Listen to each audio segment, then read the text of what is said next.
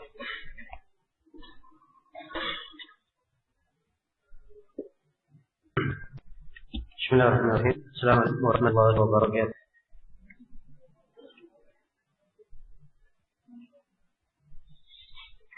Innal hamdalillah nahmaduhu wa nasta'inuhu wa nastaghfiruh wa na'udzu billahi min shururi anfusina wa sayyiati a'malina.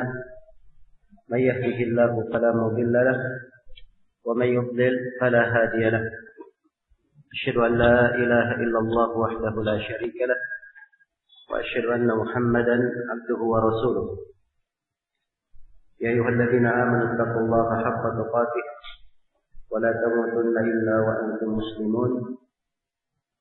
يا أيها الناس اتقوا ربكم الذي خلقكم من نفس واحدة وخلق منها زوجها وبث منهما رجالا كثيرا ونساء واتقوا الله الذي تساءلون به والأرحام إن الله كان عليكم رقيبا. يا أيها الذين آمنوا اتقوا الله وقولوا قولا سديدا يصلح لكم أعمالكم ويغفر لكم ذنوبكم ومن يطع الله ورسوله فقد فاز فوزا عظيما. أما بعد فإن أصدق الحديث كتاب الله وخير الهدي هدي محمد صلى الله عليه وعلى آله وسلم. شر الأمور محدثاتها فإن كل محدثة بدعة وكل بدعة ضلالة وكل ضلالة في النار.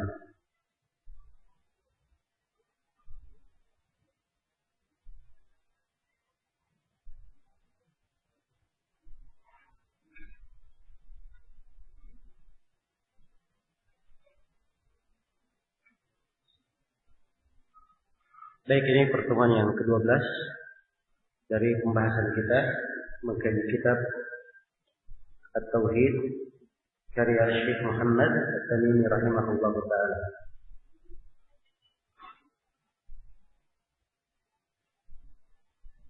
Pada pagi hari ini insyaallah ta'ala kita akan mulai membaca bab yang ke-23 seputar hukum sihir. Hanya saja ada satu pembahasan pada pertemuan sebelumnya di bab yang ke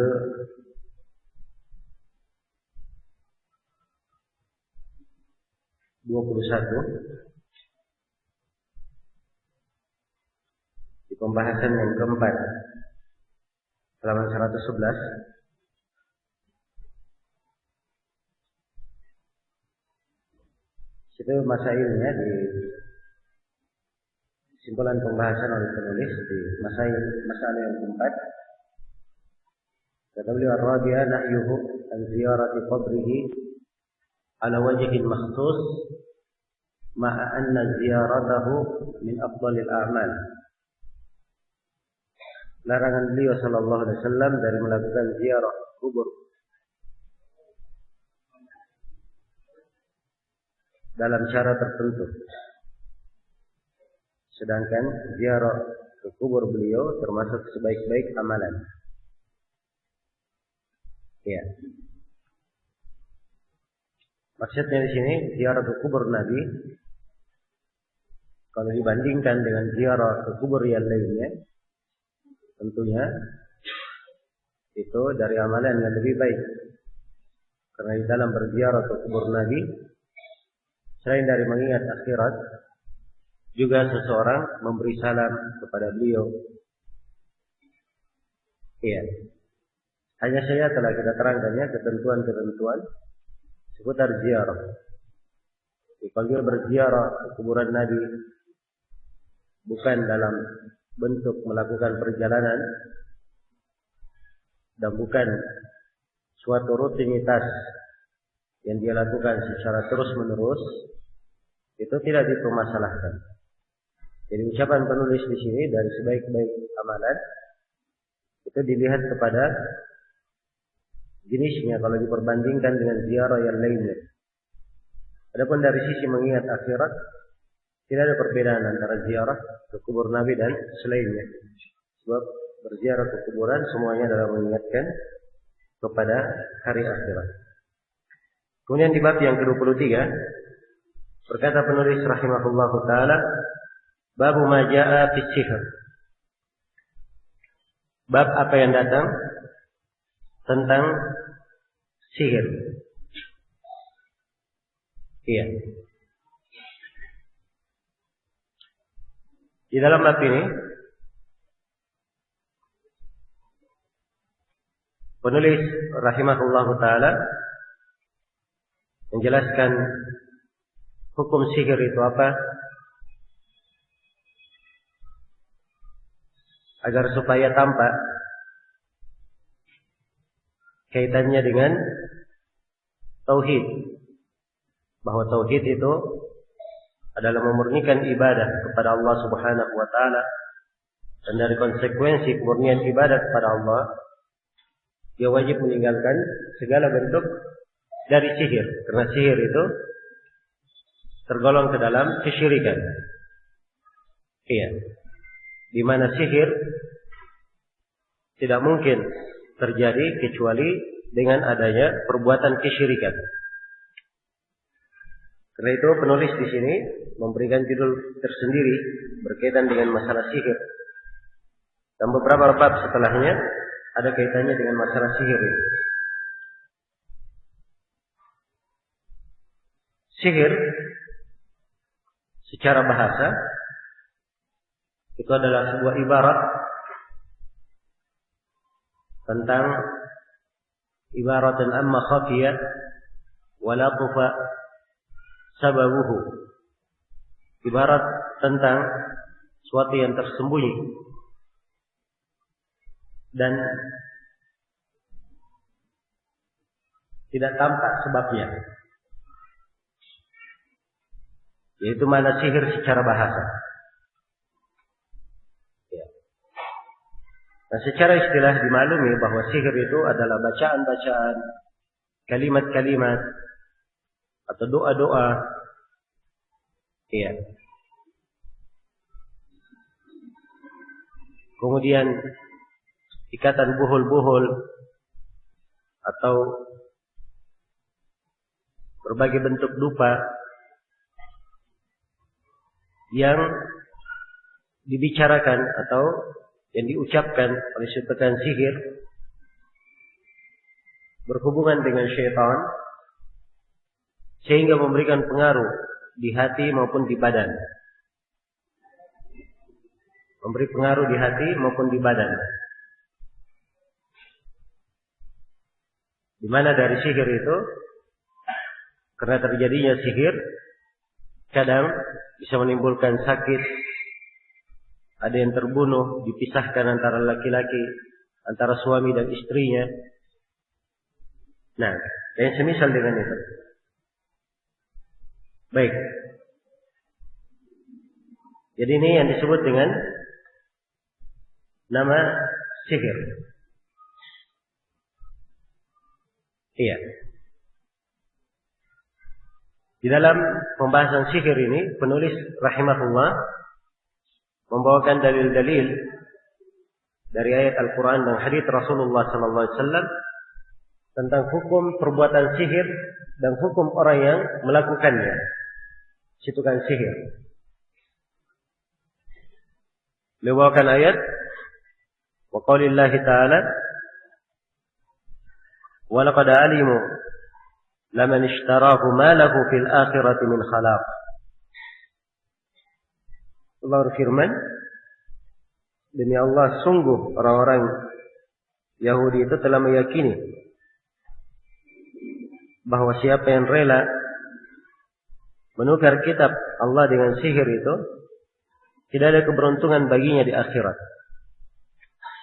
Tidak ada keberuntungan baginya di akhirat. Iya.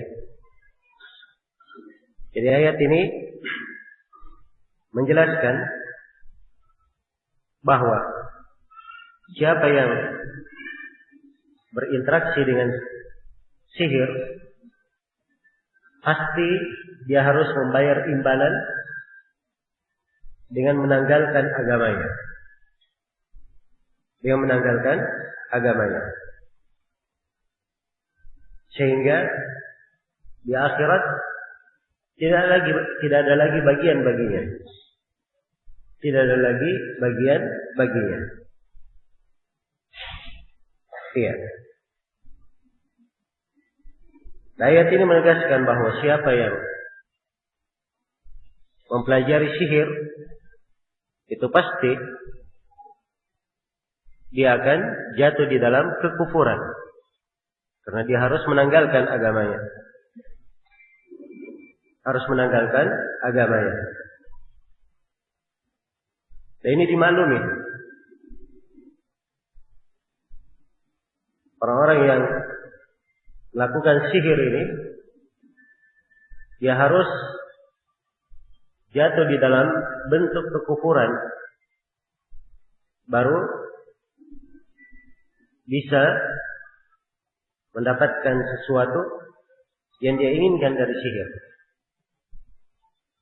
Karena itu disebutkan di dalam, sebagian ulama menyebutkan bahwa di dalam buku-buku orang-orang yang mempelajari sihir disebutkan dari syarat dan ketentuannya mereka menghinakan Al-Quran, iya, mengucapkan kekufuran dan selainnya dari perbuatan-perbuatan yang merupakan syarat seorang tukang sihir bisa berhubungan dengan syaitan. Iya. Baik.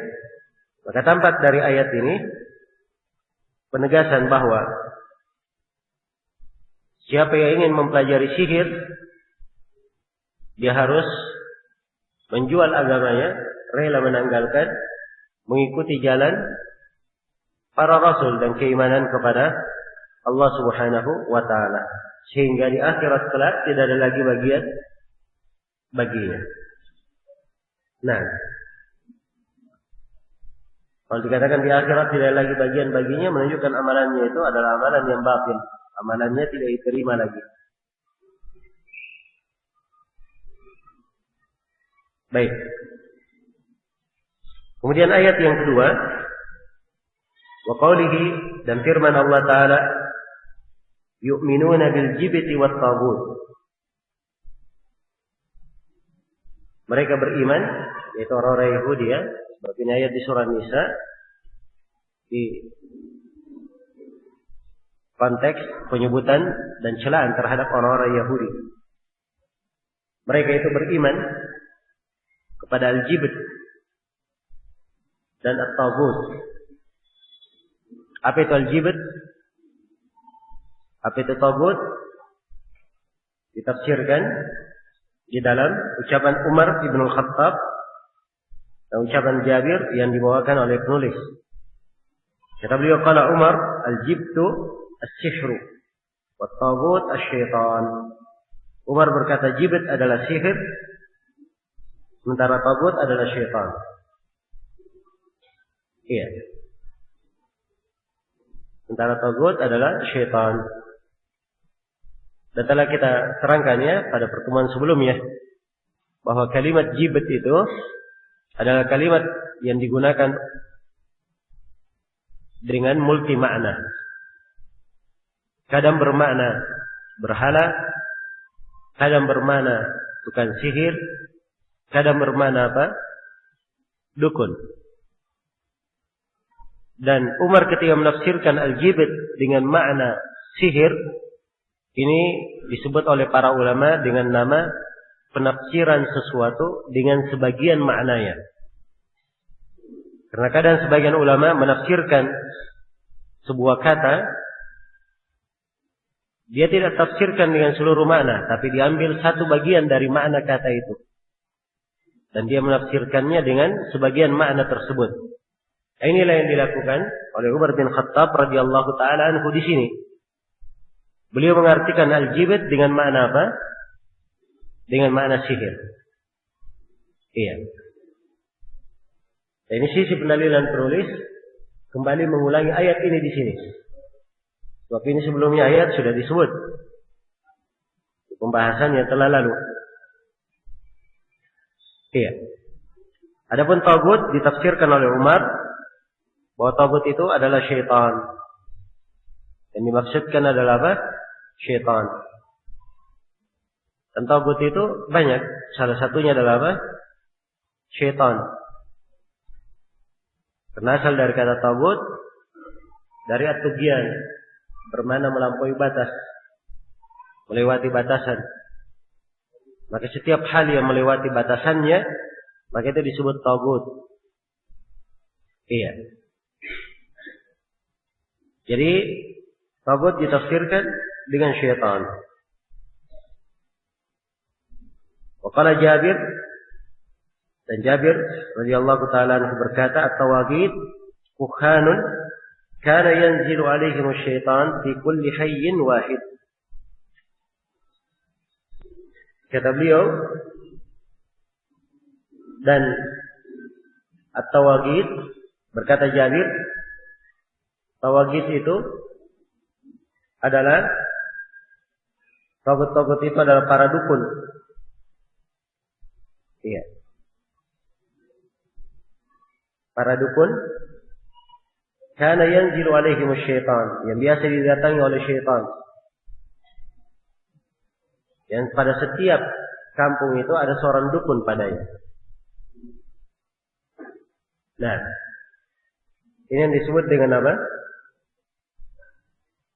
At-tawaghit. Jadi penafsiran Jabir, tagut adalah dukun. Baik. Iya. Jadi makna ayat yu'minuna bil jibti wat tagut, dari ciri orang Yahudi, mereka beriman kepada al-jibt, kepada sihir dan kepada tagut. Mereka merasa diberi dari Alkitab, tapi bersamaan dengan itu mereka juga mempercayai al-jibt, sihir, dan mempercayai tagut, mempercayai syaitan. Dan ini dari kekufuran orang-orang Yahudi, dari kekafiran mereka. Iya. Maka dua ayat ini dibawakan oleh penulis di sini. Beliau ingin menegaskan tentang hukum sihir, hukum mempelajarinya. Bahwa mempelajari sihir itu adalah kekufuran. Dia adalah bentuk kesyirikan yang menyebabkan apa? Kekafiran. Iya. Dan alasannya karena apa? Karena tidak ada orang yang bisa melakukan sihir kecuali orang yang sudah berbuat kekufuran kepada Allah Subhanahu wa ta'ala. Sebagian ulama ada yang membedakan sihir itu terbagi dua hukumnya. Kalau sihir ada hubungannya dengan syaitan, maka itu hukumnya kekafiran. Kalau sihirnya tidak ada hubungannya dengan syaitan, hanya sekadar obat-obatan, ya, ramuan,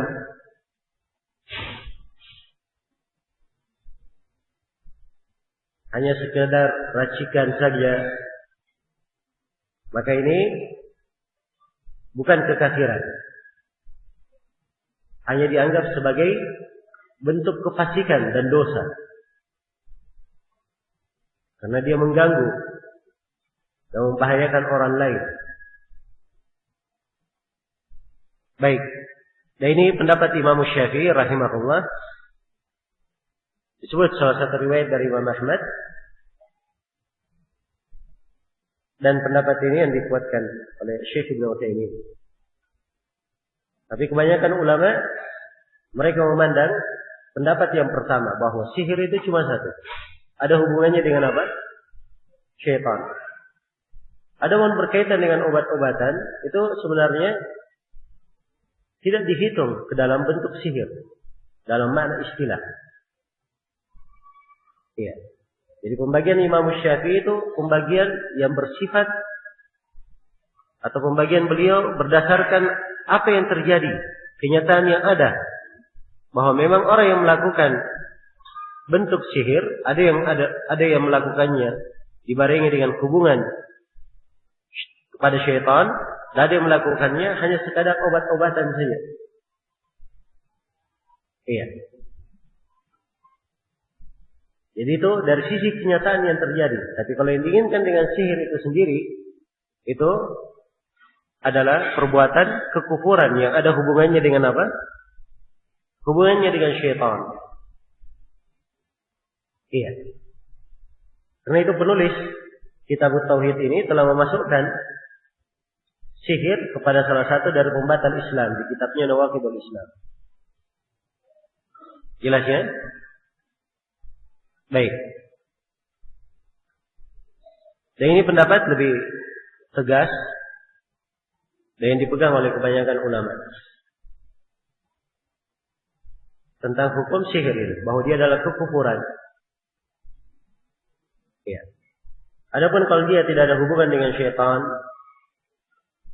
meramu obat-obatan yang menyebabkan seorang perempuan suka kepada laki-laki atau sebaliknya, maka ini tentunya adalah memberikan bahaya kepada manusia, yaitu adalah bentuk dari kefasikan dan dosa besar. Tapi tidak masuk di dalam sihir yang dikatakan apa? Kafir, keluar dari Islam. Baik. Jadi ini secara global tentang hukum dari sihir itu.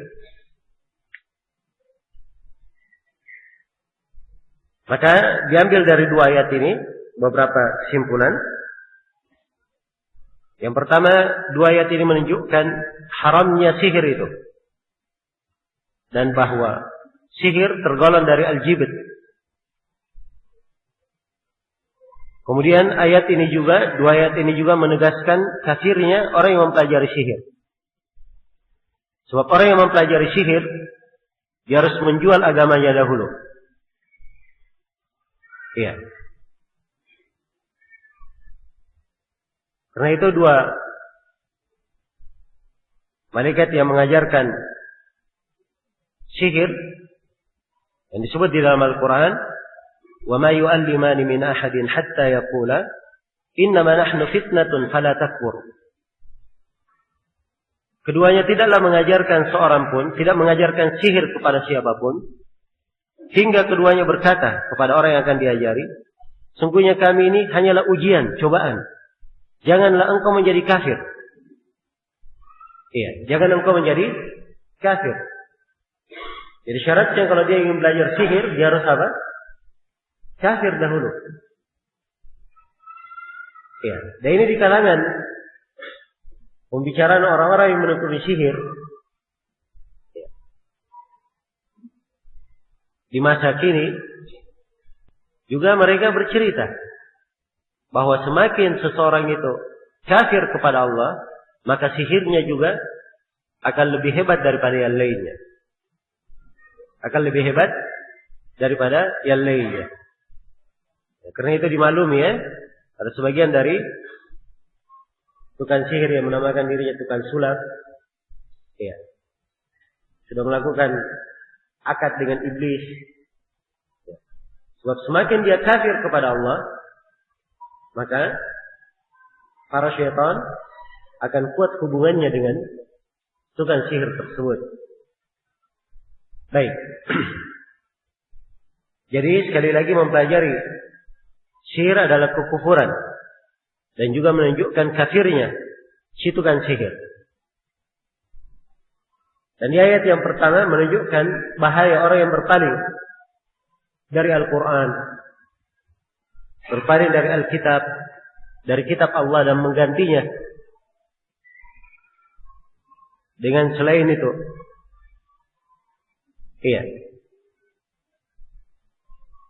Dan dua ayat ini sekaligus menjelaskan bahwa sihir itu dari syirik akbar yang menggugurkan dasar tauhid, menggugurkan dasar tauhid. Karena terdapat di dalam sihir hubungan dengan para syaitan dan bergantung kepada mereka. Kemudian beliau membawakan hadis.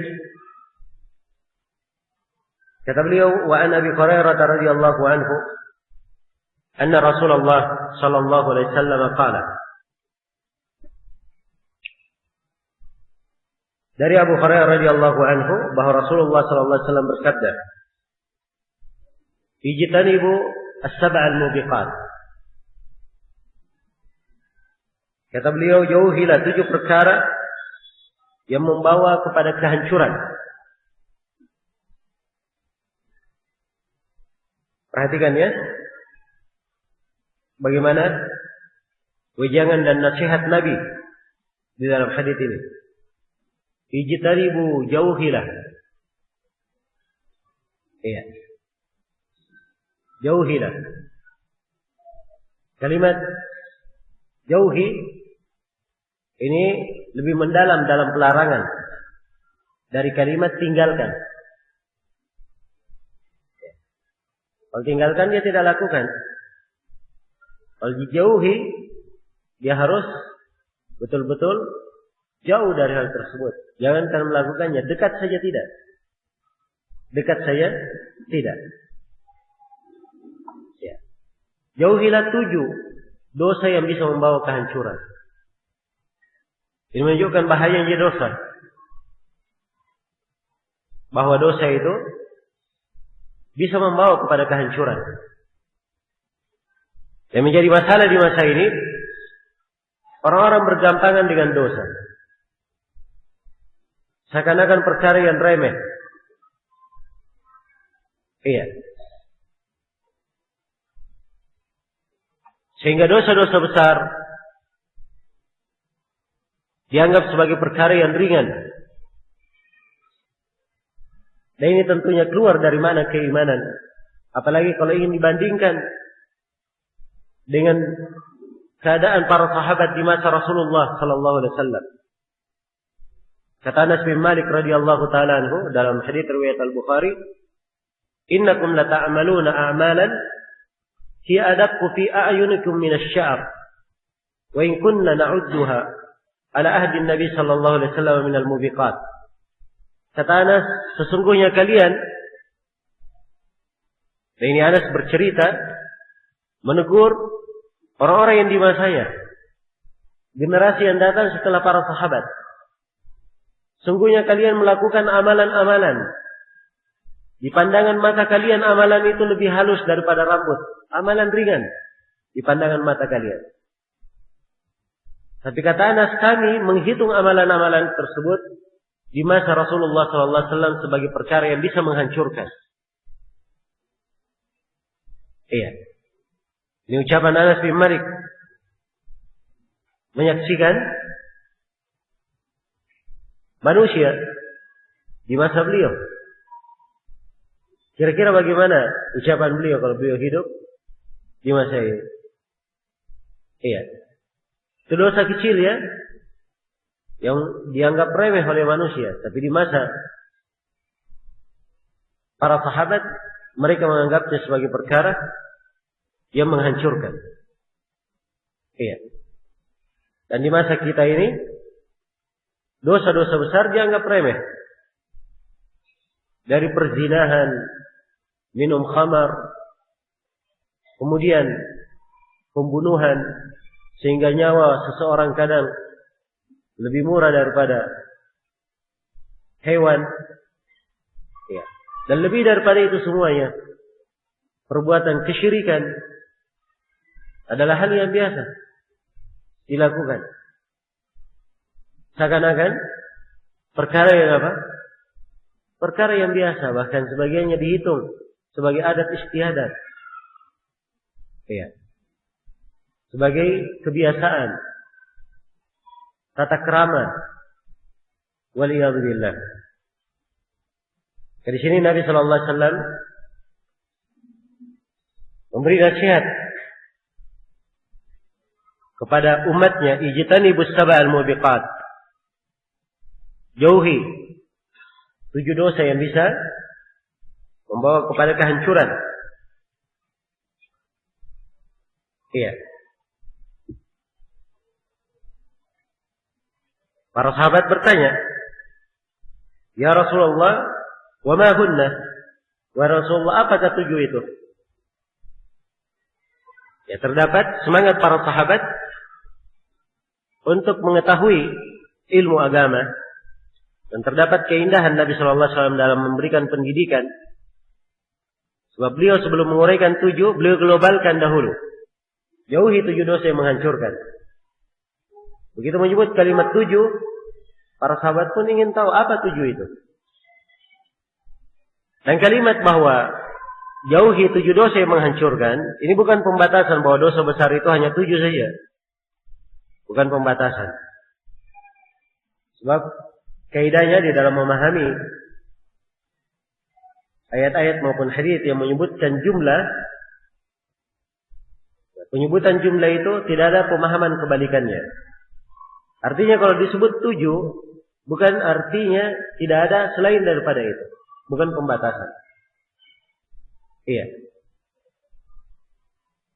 Seperti disebut, sabatun yudhilluhumullahu tahta dhillih. Ada 7 golongan diteduhi oleh Allah di bawah teduhan arsy-Nya. Bukan artinya cuma 7 golongan saja. Ada yang lainnya. Hanya 7 penyebutan supaya mudah untuk diingat. Sama di dalam hadis ini, 7 yang menghancurkan. Bukan artinya bahwa dosa besar terbatas pada 7 saja. Sebab dosa besar itu banyak. Dari dosa-dosa yang menghancurkan. Iya. Dan Nabi sallallahu alaihi wasallam memberikan sesuatu sesuai dengan apa yang mencocoki orang yang bertanya, orang yang disampaikan kepadanya. Ya. Maka para sahabat bertanya, apakah 7 dosa itu ya Rasulullah? Maka beliau menjawab, asyirku billah, yang pertama kesyirikan kepada Allah. Terdapat bahwa kesyirikan adalah dosa yang paling besar. Tidak lebih besar daripada kesyirikan. Yang kedua, wassihir. Dosa yang kedua, perbuatan sihir. Perhatikannya bagaimana sihir diletakkan di dosa yang kedua setelah perbuatan kesyirikan. Iya. Karena dosa ini sama dengan kesyirikan. Bukan hanya sekadar dihitung dosa besar, tapi dari perkara-perkara yang membatalkan keislaman. Bisa membatalkan keislaman seseorang. Kemudian yang ketiga, wa qatlun nafsi allati harrama Allah illa bil haqq. Membunuh jiwa yang Allah haramkan kecuali dengan sebab yang dibenarkan. Asalnya jiwa itu haram untuk dibunuh kecuali dengan haknya. Iya. Kecuali dengan haknya. Dan jiwa yang diharamkan ada 4 jiwa. Yang pertama jiwa seorang muslim. Kemudian yang kedua jiwa kafir dhimmi. Dan yang ketiga jiwa kafir mu'ahad. Dan yang keempat adalah jiwa kafir musta'min. Iya. 3 jenis kafir ini, mereka terikat perjanjian dengan kaum muslimin. Tidak boleh untuk diganggu. Mengganggunya adalah dari dosa besar. Karena itu mereka disebutkan bahwa jiwanya terjaga. Tidak boleh ditumpahkan darahnya. Baik. Kecuali dengan haknya. Kalau ada yang membunuh, maka dia juga dikisas, dibunuh. Iya. Ada orang yang berzina, setelah dia menikah, maka boleh untuk dirajam, dibunuh. Iya. Ini dalam hukum peradilan ya. Penegakan hukum-hukum pengadilan dalam kenegaraan. Kemudian demikian pula orang yang murtad keluar dari agama. Iya, menghalalkan darah. Jadi jiwa yang diharamkan tidak boleh dibunuh kecuali dengan haknya. Di antara haknya itu 3 hal yang kita sebutkan tadi. Yang membunuh jiwa lain, seseorang yang berzina setelah dia menikah, atau dia murtad keluar dari agama. Baik.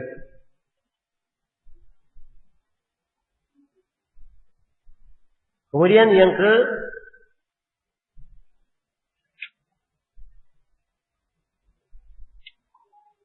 yang keempat,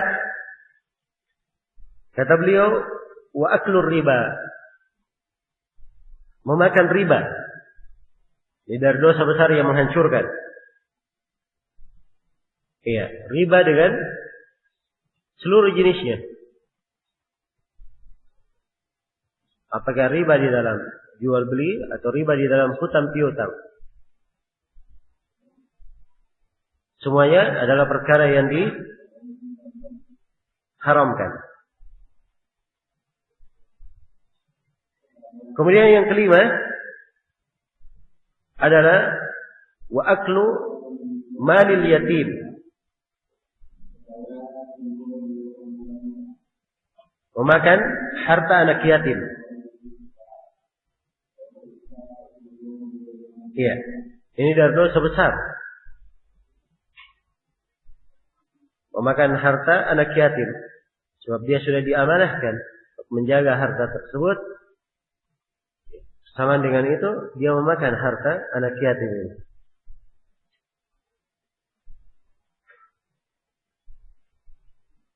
Kemudian,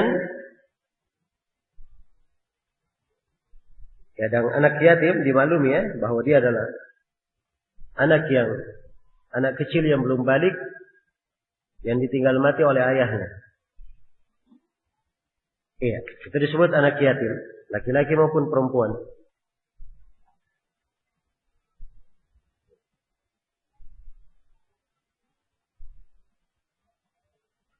Kemudian yang ke-6,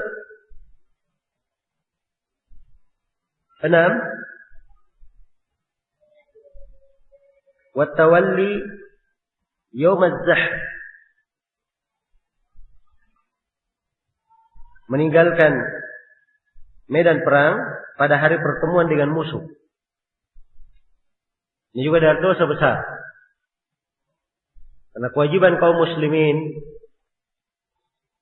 saat peperangan dan sudah berjumpa dua pasukan muslim dan pasukan kafir, maka di kondisi perjumpaan tersebut tidak boleh ada yang lari. Sebab ini tentunya akan memberikan bahaya kepada pasukan. Karena itu siapa yang lari di pertemuan dua pasukan itu dihitung sebagai dosa besar. Yang ketujuh, waqaful muhsanatil ghafilatil mu'minat.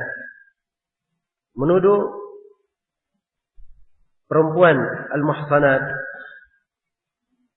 yang menjaga kehormatannya, al-ghafilat yang tidak mengenal perbuatan dosa.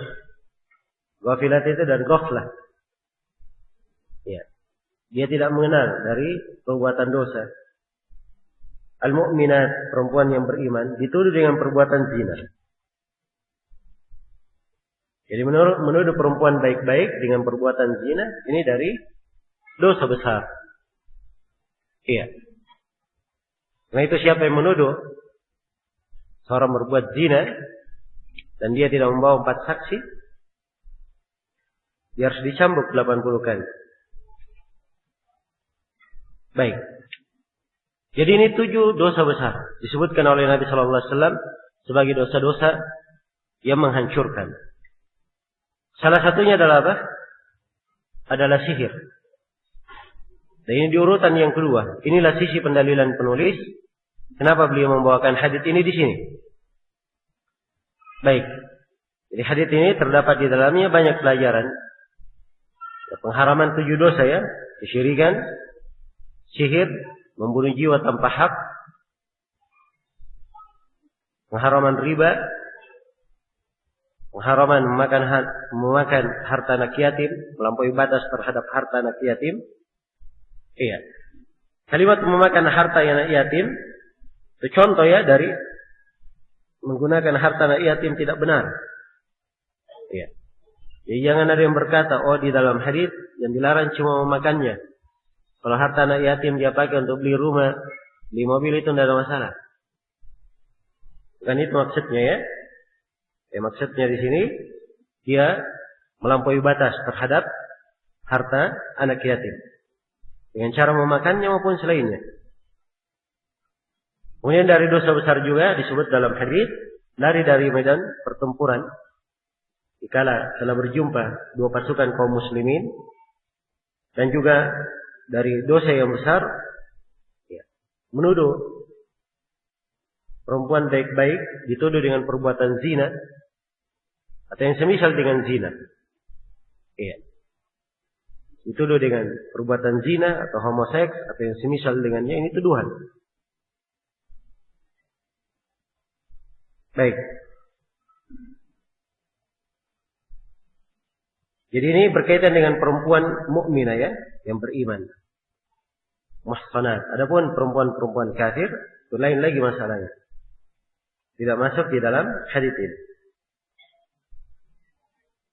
Baik, ini secara global kandungan dan makna dari hadits yang dibawakan oleh penulis.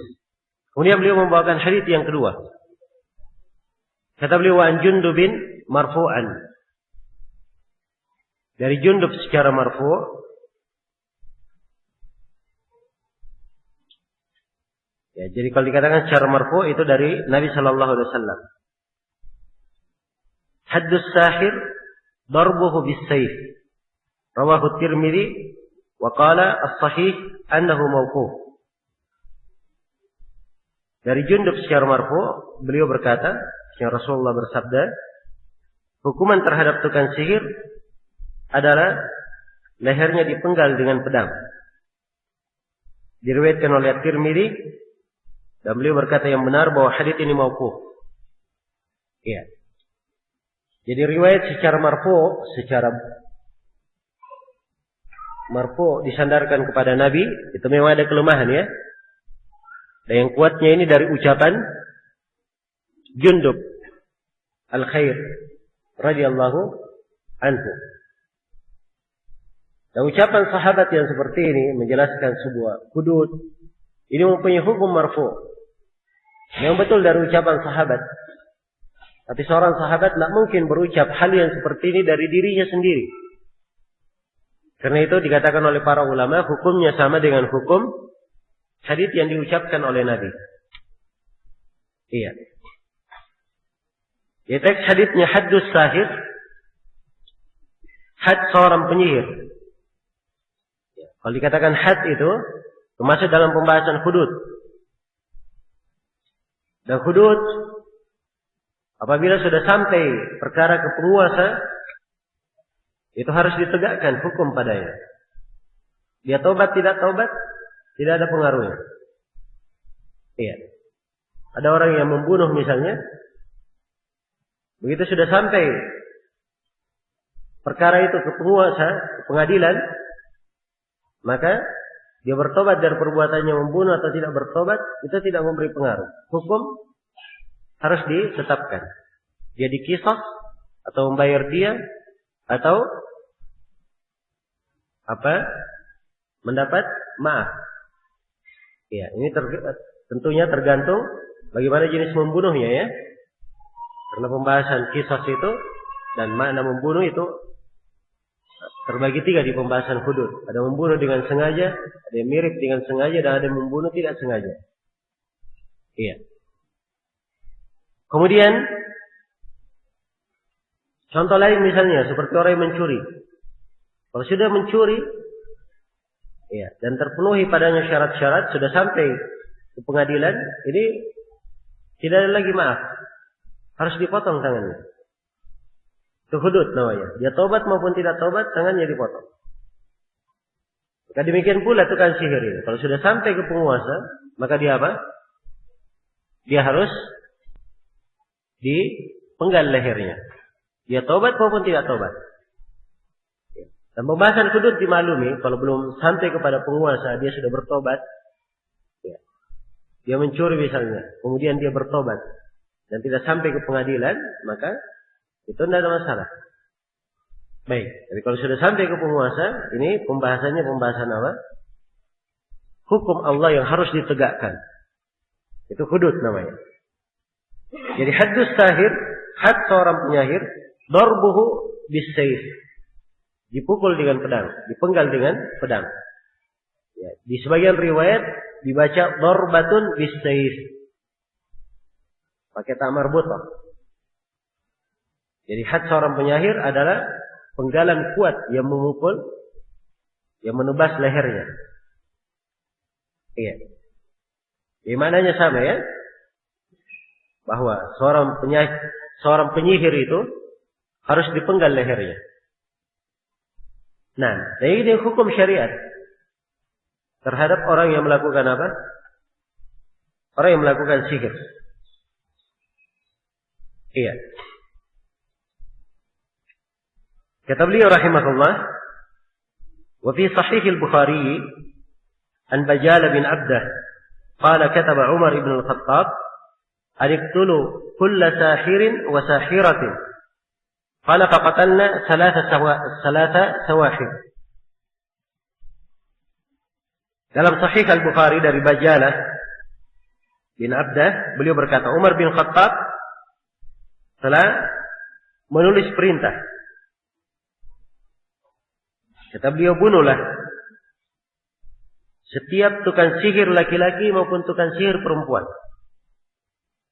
Kemudian Bajalah menyebutkan, kami pun menghukum mati tukang sihir, 3 tukang sihir perempuan. Iya. Jadi beliau dapat 3 tukang sihir perempuan, kemudian apa? Dihukum mati. Nah, dan ini sahih al-Bukhari. Berikutnya, ya, dikatakan, wa sahha an Hafsah radhiyallahu anha. Telah sahih dari Hafsah radhiyallahu anha, annaha amarat biqatli jariyatin laha saharatha faqutilat. Wa Hafsah memerintah untuk menghukum mati seorang budak perempuan miliknya yang telah menyihirnya. Maka budak tersebut pun dihukum mati. Iya.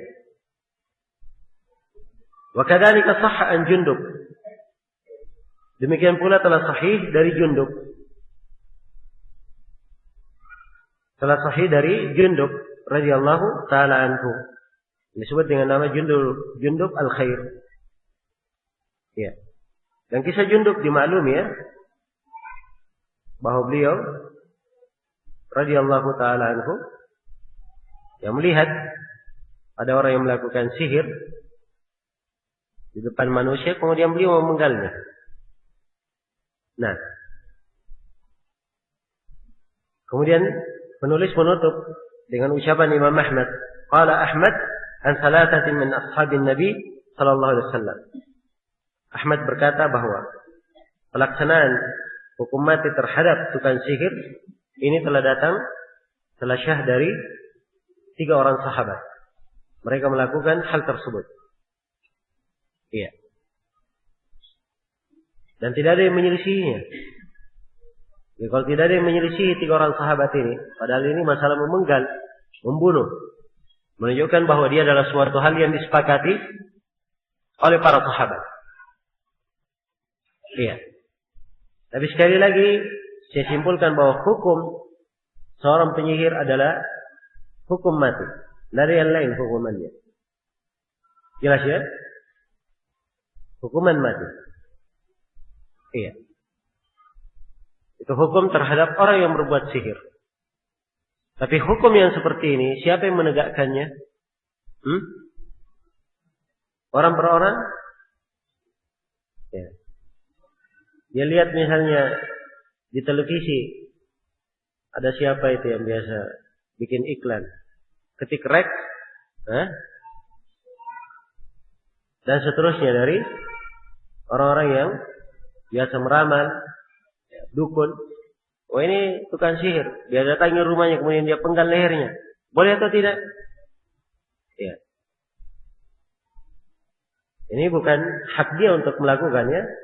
Ini hukum-hukum hudud. Ya, masyhur di pembahasan hudud, bahwa hudud itu ditegakkan oleh al-hukam. Pemerintah yang menegakkannya. Pemerintah yang menegakkannya. Ini sebanyak tadi membatasi ucapan di dalam penegakan, saya katakan dalam hukum peradilan. Sebab memang kaitannya adalah kepada pemerintah di dalam hal ini. Kalau sudah ditetapkan masuk urusannya ke pengadilan bahwa dia adalah tukang sihir, maka hukumannya cuma satu. Adalah dihukum mati. Baik. Jadi ini jenis dari sihir. Ya. Pembahasan tentang sihir telah diuraikan oleh penulis di sini tentang hukum-hukumnya. Iya. Dan tampak dari sini bahwa tukang sihir itu dihukum mati. Dia bertobat maupun tidak bertobat itu tidak ada pengaruh. Tidak ada pengaruhnya. Setelah menjelaskan tentang hukum sihir dan hukum tukang sihir, penulis pun menjelaskan bab berikutnya. Tabi'u babu bayani syai'in min anwa'is sihir. Bab penjelasan seputar macam-macam sihir. Iya. Macam-macam sihir. Jadi sihir itu banyak bentuknya. Dan di sini dari fikih penulis, beliau rahimahullah tidak memberi hukum tentang macam-macam sihir ini.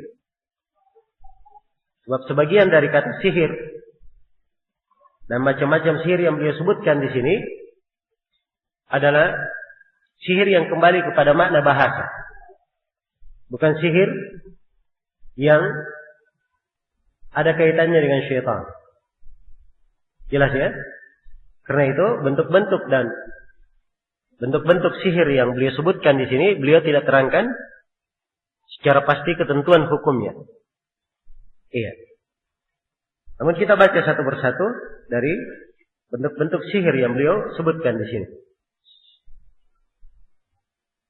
Kata beliau babu bayani syai'in min anwa'is sihir. Bab penjelasan ya, sesuatu dari bentuk-bentuk sihir. Dari bentuk-bentuk sihir. Ya. Dan mengerti pembahasan ini adalah termasuk hal yang penting. Sebab di masa ini banyak orang-orang menampilkan keanehan-keanehan. Perkara-perkara yang di luar kebiasaan. Orang-orang kadang menganggapnya sebagai karamah. Oh ini wali. Ya. Sebagai suatu kelebihan. Tapi sebenarnya dia adalah sihir. Ya, ini akan disebutkan di sini oleh penulis rahimahullahu taala. Kata beliau qala Ahmad, berkata Ahmad, yaitu Imam Ahmad bin Hanbal. Beliau membawakan sanadnya di dalam musnadnya. Kata beliau haddatsana Muhammad bin Ja'far. Iya. Muhammad bin Ja'far al-Basri bergelar Bundar. Qala haddatsana Auf, yaitu Auf bin Abi Jamilah al-Arabi.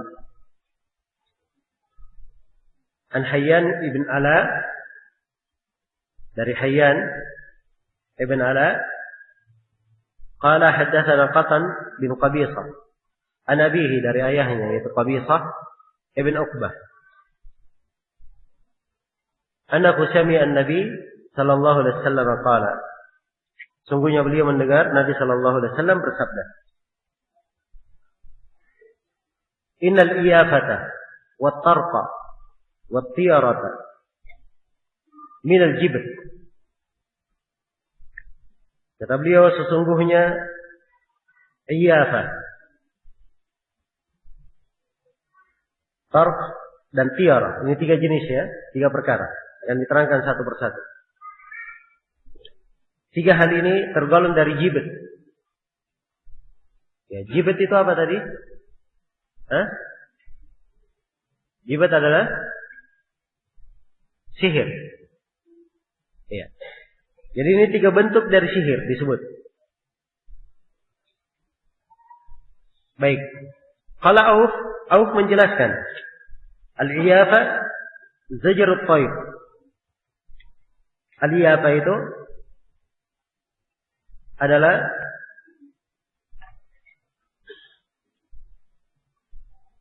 menghardik burung. Itu iyafa. Jadi dia hardik, dia usir sampai terbang. Iya. Apa maksudnya?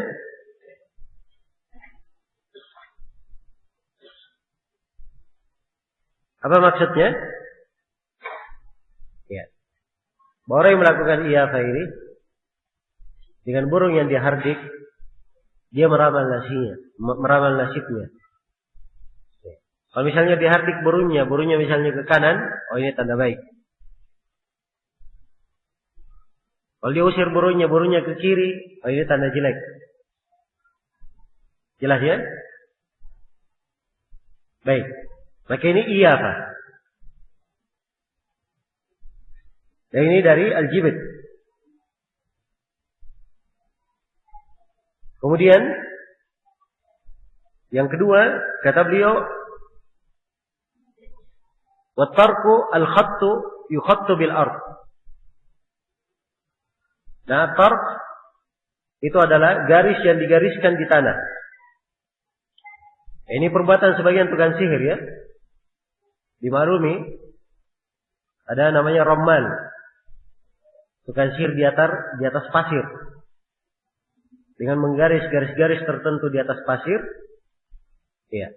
Mereka melakukan apa? Sihirnya. Dan ini bentuk sihir dimaklumi. Kebanyakan yang melakukannya adalah tukang sihir perempuan. Rammal ini. Sebab sihir itu dilakukan dengan banyak hal. Kadang dengan menggunakan pasir, kadang dengan menggunakan gelas, dengan menggunakan bejana, ya. Kadang memakai kayu, kadang memakai benang-benang dan selainnya dari bentuk-bentuk. Ya. Dan tark salah satunya dari bentuk sihir itu. Baik. Kemudian kata beliau, adapun at-tiara, ini akan datang ya pembahasan tentang tiara. Ada bab khusus tentang tatayur. Iya. Tentang tatayur. Kalau tadi al-iyafa itu menghardik burung. Kalau tiara ini dia merasa sial dengan apa yang dia lihat atau apa yang dia dengar. Iya. Dia misalnya baru keluar dari rumah. Dia lihat ada orang kecelakaan. Oh, langsung dia balik ke rumahnya. Oh, ini hari sial kalau kayak gitu. Jelas ya? Baik. Itu tiara. Iya. Dia ingin beli rumah. Begitu dia datang memeriksa rumah tersebut, ternyata rumahnya adalah nomor 13. Iya. Oh, ini kesialan. Kalau begitu, tidak jadi dibeli. Baik. Itu masuk ke dalam apa? Tiara. Dan ini juga dari al-jibt. Dihitung dari al-jibt. Semuanya dihitung dari sihir. Dihitung dari sihir. Iya. Kemudian kata beliau, wal jibtu qala al-Hasan rannatu syaitan isnaduhu jayyid. Iya. Kata beliau ada al-jibt, berkata al-Hasan, yaitu al-Hasan al-Basri, dia adalah rannatu syaitan, adalah dari rannah syaitan.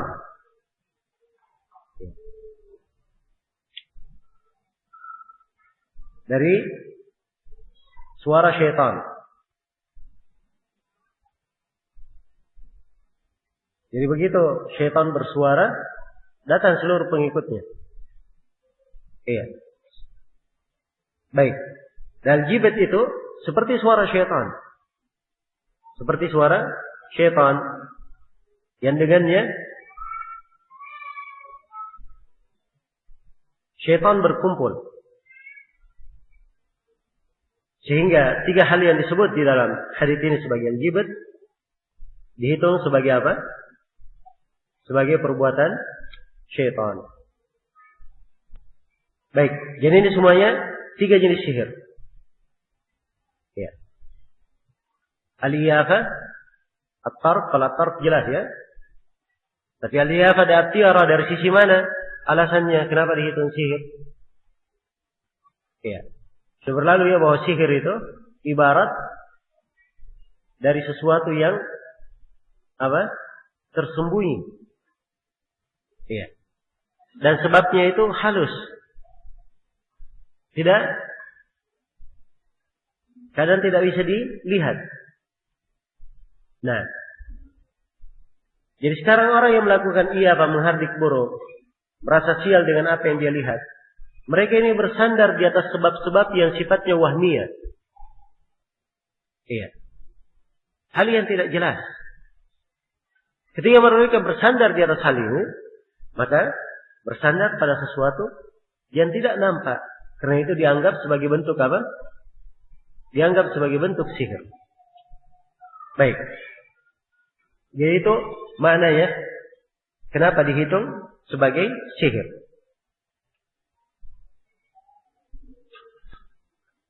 Jadi tampak dari sini kalau dia bersandar kepada sebab, akan datang nanti di pembahasan tatayur lagi dan sudah berlalu bersama kita di kaidah sebab, bahwa siapa yang menjadikan sesuatu itu sebagai sebab, padahal sesuatu itu bukan sebab syar'i, bukan pula sebab qadari, maka dia telah berbuat syirik apa? Syirik asghar atau syirik akbar? Syirik asghar. Dan ini sudah berlalu ya. Baik, insyaallah akan datang lagi di pembahasan tatayur nanti. Ya. Ingat kaidah-kaidah yang kita sebutkan kemarin itu kaidah penting ya di dalam memahami, membedakan. Ini syirik akbar atau syirik asghar, syirik atau bukan, harus selalu diingat. Iya, harus selalu diingat. Ya, kalau kaidah ingat, rincian masalahnya lupa, nggak ada masalah kalau kaidahnya ingat. Kapan ditanyakan sesuatu, kalau kaidahnya hadir di benaknya, dia bisa langsung menjawab. Iya. Jelas ya? Jadi bentuk-bentuk syirik itu banyak. Misalnya dia lupa sebagian bentuk syirik. Begitu ditanyakan bentuknya kepada dia, karena kaidahnya dia ingat, langsung dia bisa menjelaskan. Kalau begitu, ini syirik asghar namanya. Dan ini syirik akbar. Dengan kaidah-kaidah yang telah kita terangkan. Baik. Kemudian hadis berikutnya, kata penulis rahimahullah, An Ibnu Abbas radhiyallahu anhuma annahu qala Rasulullah sallallahu alaihi wasallam, man iktabasa syu'batan minan nujum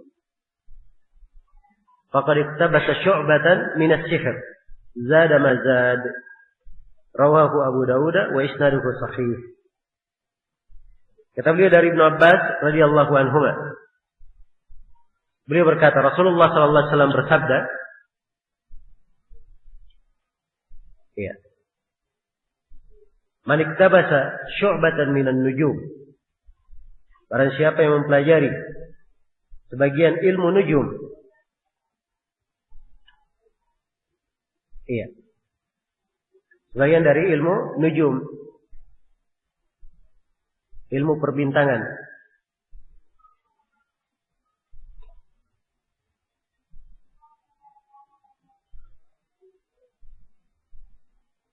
faqad iktabasa syu'batan minas sihr, sungguh dia telah mempelajari sebagian dari ilmu sihir.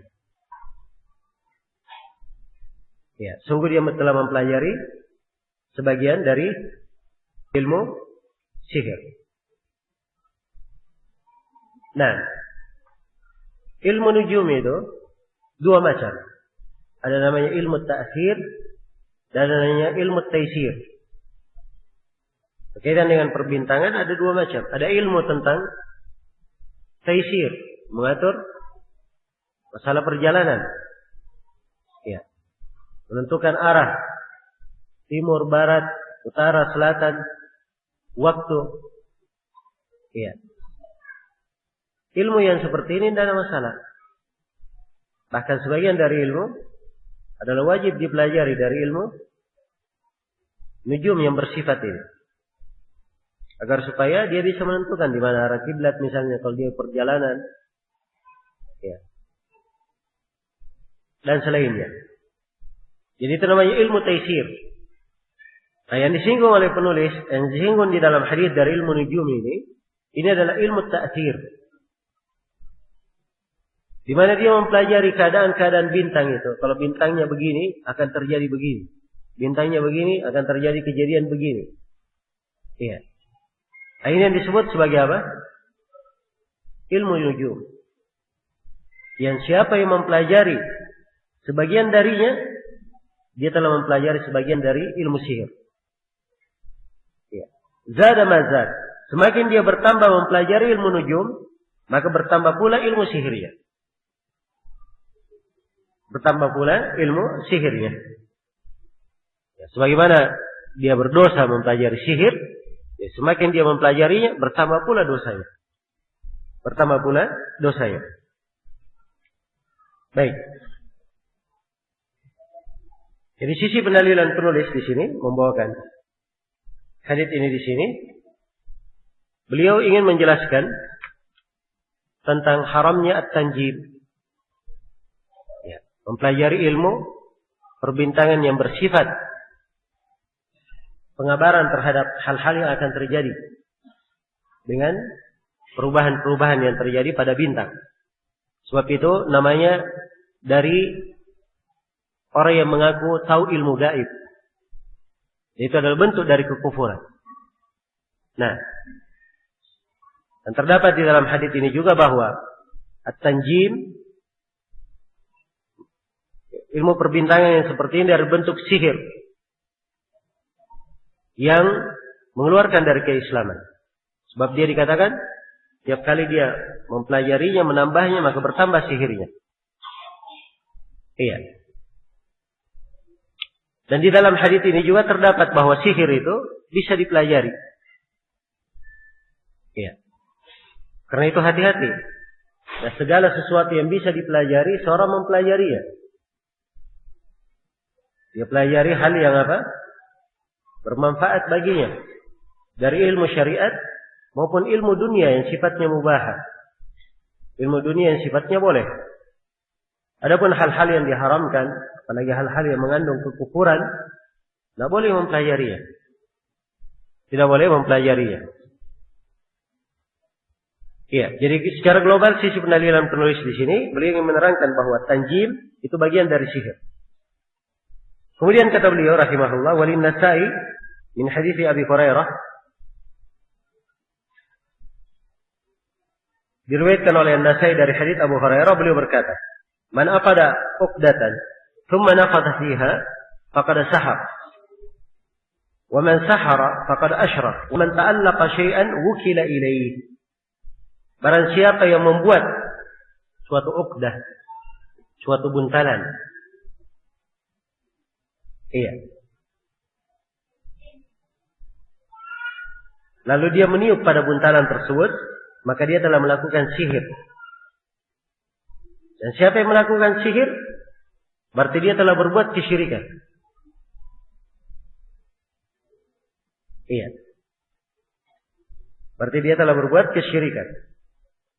Dan siapa yang bergantung pada sesuatu, maka perkaranya diserahkan pada sesuatu tersebut. Baik. Jadi dalam hadits ini, penulis rahimahullahu ta'ala ingin menjelaskan bahwa dari bentuk sihir, seorang itu membentuk ikatan-ikatan. Ya. Membentuk sesuatu yang diikat menjadi buntalan yang disebut dengan nama azimah. Itu bentuk dari sihir. bentuk dari sihir. Iya. Jadi kapan diikat kemudian dia tiup padanya, ini berarti dia telah melakukan sebuah perbuatan sihir, yaitu ada hubungannya dengan syaitan. Ada hubungannya dengan syaitan. Dan di sini tegas di dalam hadis dikatakan siapa yang melakukan sihir dia telah berbuat kesyirikan. Menunjukkan bahwa sihir itu adalah kesyirikan. Karena terdapat di dalamnya mengambil bantuan dari apa? Dari syaitan. Iya. Kemudian di akhir hadis dikatakan wa man ta'allaqa syai'an wukila ilaihi. Siapa yang bergantung pada sesuatu disandarkan kepada sesuatu itu. Jadi kaitannya situ kan sihir, kalau dia sudah biasa bergantung dengan buntalannya pada syaitan itu, maka dia diserahkan kepada syaitannya. Iya. Serahkan kepada syaitannya. Itu makna yang pertama. Bisa juga dimaknakan dengan makna lain. Siapa yang bergantung pada sesuatu, dia misalnya terkena penyakit, dia bergantung pada sesuatu, maka dia akan diserahkan pada sesuatu yang dia bergantung padanya. Iya. Maka ini menunjukkan bahwa seorang hamba kewajibannya adalah bergantung kepada Allah. Dan ini sudah berlalu pembahasannya. Dan terdapat peringatan bahwa siapa yang bersandar kepada selain Allah, Allah Subhanahu wa taala akan menghinakannya dan menimpakan kerugian terhadapnya. So, kalau dia sudah bergantung kepada makhluk, pasti apa? Kerugian yang akan dia tuai. Iya, kerugian yang akan dia tuai. Jadi di dalam hadits ini terdapat penjelasan bentuk dari sihir. Yaitu mengikat ikatan-ikatan. Dan biasanya tukang sihir begitu dia mengikat, ya, bersama dengan ikatan tersebut disertai dengan tiupan yang membawa ludahnya. Nah, yang membawa ludahnya. Pada setiap ikatannya dia tiup. Dan dia mengambil pertolongan dengan syaitan. Sehingga keluarlah dari napas yang jelek dari tukang sihir ini, disertai bantuan oleh syaitan, ya keluarlah berbagai kejelekan. Yang sehingga muncullah sihir itu dan menimpa orang yang disihir. Menimpa orang yang disihir. Baik, jadi ini bentuk dari sihir.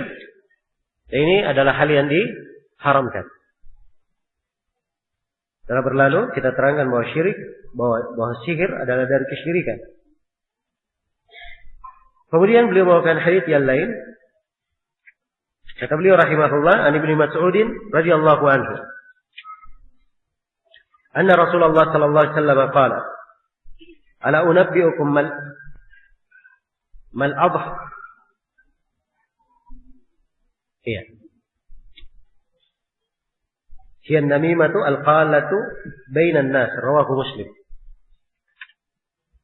Kata beliau,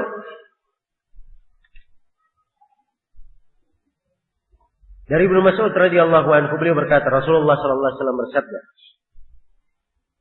inginkah kalian kuberitahukan tentang al-adh? Bisa dibaca al-adh, bisa dibaca al-idhah. Iya. Baik. Itu dua bacaan ya.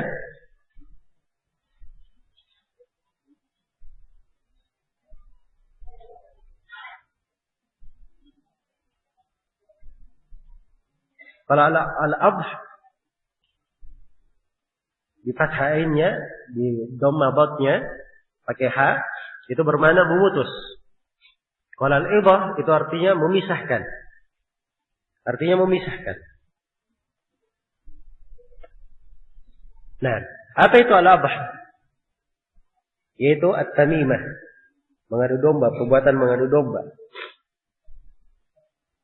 Dan banyak membicarakan keburukan, menghasut antara sesama manusia. Iya. Ini dikatakan sihir. Ya, sebab orang yang mengadu domba ini, yang berbuat namimah ini, seakan-akan menyihir antara dua orang, bisa saling bermusuhan. Ya. Ada A dan B berkawan. Orang yang melakukan namimah ini datang kepada si A. Dia berkata bahwa si B bicara kepada kamu begini dan begini. Kemudian dia juga datang kepada si B. Dia berkata bahwa si A berkata begini dan begini. Akhirnya terjadilah permusuhan antara A dan B. Disebabkan apa? Orang yang mengadu domba ini. Iya. Maka dia disebut abah. Ya. Dia disebut abah. Dimasukkan di sini oleh penulis sebagai bentuk dari sihir. Kenapa? Sebab dia, subhanallah, bisa memisahkan antara dua orang dengan cara yang apa? Cara yang halus. Nah, maka ini sihir. Maka hadits ini menunjukkan bahwa namimah itu bentuk dari sihir. Bentuk dari sihir. Karena ia dilakukan untuk memisahkan antara hati dua orang yang berkawan dan merusak hubungan antara manusia. Nah, ya dari sisi dia bentuk dari sihir, dari sisi apa? Dari sisi bahasa. Adapun dikatakan bahwa mengadu domba hukumnya, oh berarti kalau dia sihir berarti dia kafir. Orang mengadu domba kafir, begitu? Jawabannya tidak. Iya. Mengadu domba itu dosa besar. Tapi tidak dikafirkan. Beda dengan sihir. Sihir adalah apa? Kekafiran. Karena itu tadi saya katakan bahwa dia dikatakan sebagai sihir di sini, bentuk sihir dari sisi apa? Dari sisi bahasa. Ya, dan terdapat penjelasan bahwa namimah mengadu domba itu adalah dari dosa besar. Dan terdapat bagaimana Nabi SAW mengajari para sahabat ilmu dengan cara tanya jawab. Ya, dan ini kadang lebih mengena di dalam hati. Itu ditanya, tahukah kalian apa itu al-adh? Itu ditanya apa itu al-adh? Langsung dia berpikir. Ya. Dia tidak tahu jawabannya, maka jiwanya pun ingin tahu. Begitu dia mendengar jawabannya, ya, maka jawaban ini akan lebih apa? Melekat pada dirinya. Nah, ini salah satu keuntungan dan kebaikan metode tanya jawab. Dan Nabi SAW dalam menyampaikan ilmu punya banyak metode. Baik. Kemudian di dalam hadits ini juga, atau selesai sudah ya. Ini hadits diriwayatkan oleh Imam Muslim. Kemudian hadits yang terakhir di dalam bab ini dari bentuk sihir.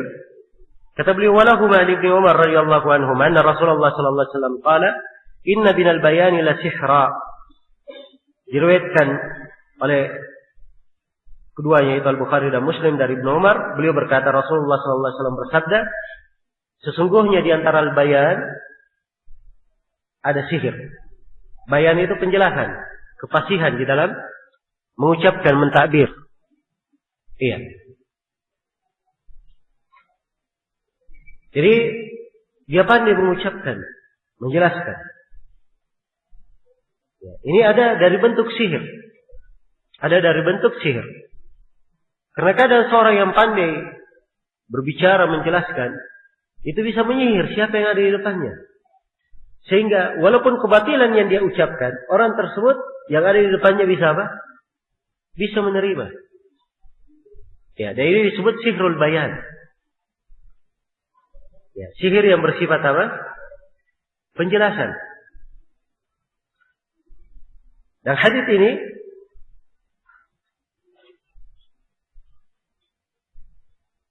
ini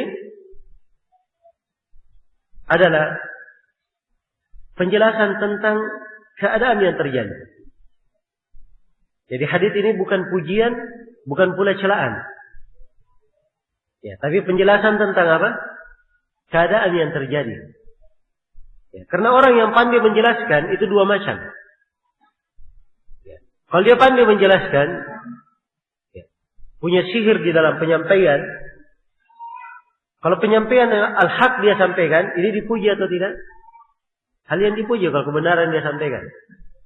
Tapi kalau kebatilan yang dia sampaikan, inilah yang dicela di dalam apa?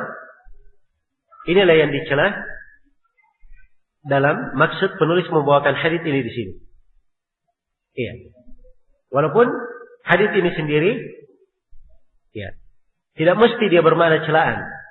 Tapi ini hadits menjelaskan tentang kenyataan yang terjadi di tengah manusia. Sisa dilihat orang yang menjelaskan dengan kefasihan tersebut sehingga bisa menyihir orang yang mendengarkannya. Apa yang dia bicarakan? Kalau baik, itu adalah hal yang terpuji. Kalau kebenaran, hal yang terpuji. Tapi kalau kebatilan yang dia bela, maka itu adalah hal yang apa? Hal yang tercela. Iya. Ya kalau begitu ini sihir dari sisi apa? Dari sisi bahasa. Pandaian dia dalam menjelaskan kebatilan. Iya. Sehingga dia poles, dia kemas, kadang dengan retorika yang indah, membuat orang tersihir, terpukau. Iya. Baik.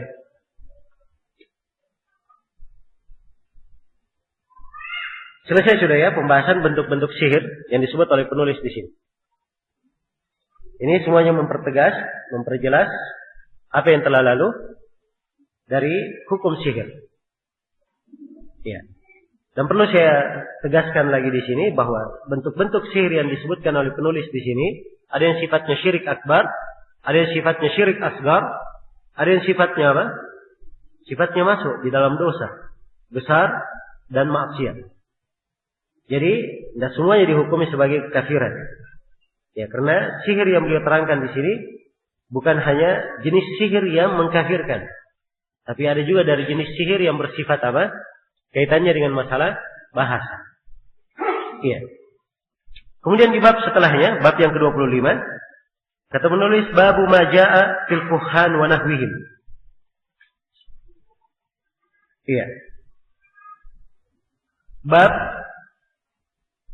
seputar dukun dan sejenisnya. Iya. Dan semisal mereka. Al-Kuhan jama dari kahin. Kahin ini, dukun ini, di kalangan orang-orang Arab dahulu. Iya. Jadi kalau mereka berselisih, mereka datang ke dukun. Kemudian dukun ini berhubungan dengan para syaitan. Mengabarkan berita dari langit. Ya. Dengan apa yang telah diuraikannya di pembahasan sebelumnya. Bagaimana kisah jin itu mencuri apa? Mencuri berita dari langit. Iya. Setelah jinnya mencuri berita dari langit sampai ke telinga dukun, maka si dukun pun mengabarkan berita dicampur dengan apa? 100 kedustaan. Iya. Kadang ada yang dia dengar dan kadang ada yang tidak dia dengar. Iya. Karena itu sering terjadi. Kadang benar. Oh jam 1. Tapi jam 1 apa yang terjadi? Dukunnya berkata mati, ternyata hidup. Yang terjadi. Tapi jam 1-nya benar. Misalnya. Sudah dicampur dengan banyak kedustaan. Ya. Dan telah disebutkan dalam hadis yang telah berlalu di bab sebelumnya, di beberapa bab sebelumnya, bagaimana syaitan itu yang mendengar, jin yang mendengar, kadang sebelum menyampaikan kalimat itu ke dukun sudah habis terbakar oleh apa? Oleh bintang yang dilemparkan kepada mereka. Ya, jadi kalau tidak ada berita dari syaitannya, maka dukunnya murni menyampaikan apa? Kedustaan. Nah ini subhanallah dari orang yang sangat merusak di tengah manusia. Para dukun ini. Karena itu diterangkan di sini oleh Syekh rahimahullah dalam pembahasan Kitab Tauhid, ya, bahwa para dukun yang mengaku tahu ilmu gaib ini adalah kekufuran. Dan mereka ini adalah orang-orang yang merupakan musuh ahli tauhid. Nah, kerusakan-kerusakan yang terjadi di belakang para dukun dan tukang sihir ini sangat banyak sekali. Iya. Merusak antara manusia. Sampai merusak hubungan antara apa? suami dan istri, merusak hubungan antara orang yang bersaudara. Iya. Dan saya ingat saya pernah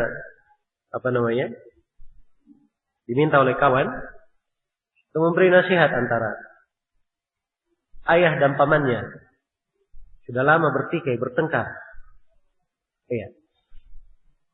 Dan ternyata pertengkaran tersebut karena si paman itu, ya, dia tanya kepada dukun. Dan si dukun berkata yang melakukan itu adalah saudaranya. Maka terjadilah pertikaian antara dua orang bersaudara. Gara-gara apa? Orang ini bertanya kepada dukun, waliyadzubillah. Tidak ada sebab yang lain kecuali itu. Hanya dia percaya kepada dukun saja. Wah, itu dukunnya canggih itu. Banyak orang yang datang ke situ katanya. Iya. Nah, maka kerusakan mereka sangat banyak. Di sini oleh Syekh diterangkan, oleh penulis rahimahullahu taala diterangkan bagaimana hukum mendatangi dukun ini. Kata beliau, rawa Muslimun fi sahihi an ba'di azwajin Nabi sallallahu alaihi wasallam annahu qala man ata 'arrafan fasa'alahu an syai'in fasaddaqahu lam tuqbal lahu salatun 40 yawman. Muslim meriwayatkan dalam sahihnya dari salah seorang istri Nabi sallallahu alaihi wasallam bahwa beliau bersabda. Dan disebut ya siapa nama istri Nabi ini? Iya. Hanya saja sebagian ulama menyebutkan bahwa dari riwayat menerangkan bahwa dia adalah Hafsah radhiyallahu taala anha. Jadi sebagian istri Nabi ini menyebutkan dari Nabi bersabda, "Man ata arrafan," siapa yang mendatangi arraf. Iya. Arraf itu tukang raman. Yang akan datangnya perbedaan kahin, arraf dan selainnya akan datang diuraikan oleh penulis. Man ata arrafan fasa'alahu an syai'in. Lalu dia tanya tentang sesuatu. Fasaddaqahu, lalu dia benarkan. Ini kalimat fasaddaqahu ini tidak ada di dalam sahih Muslim. Kalimat fasaddaqahu ini. Lalu dia membenarkannya.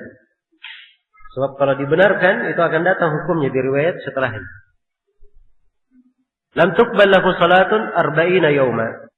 Tidak diterima salatnya selama 40 hari. Iya.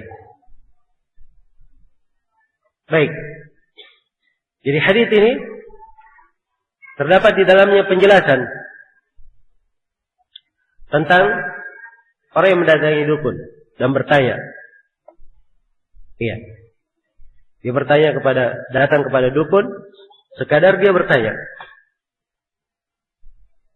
Bertanya dan dia tidak membenarkan.